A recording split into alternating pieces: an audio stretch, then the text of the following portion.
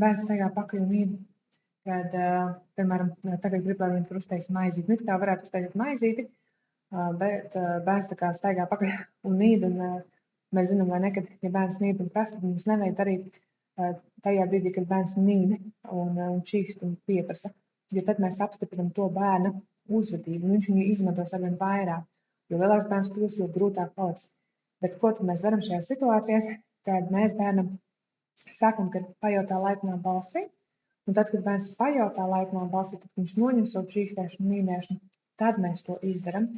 Un tādā veidā mēs varam to panākt. Piemēram, ja mēs esam arī publiskā vietā un ir grūti to situāciju izturēt, nevis tā kā izdarīt to, ko bērns vēlējās. Tad, kad viņš tā kā spiedz un kliedz, bet mēs bērnam jautājam, zinu, ko tu vēlēs? Pajautā laipnā balstiņā, pajautā jaukā balstiņā.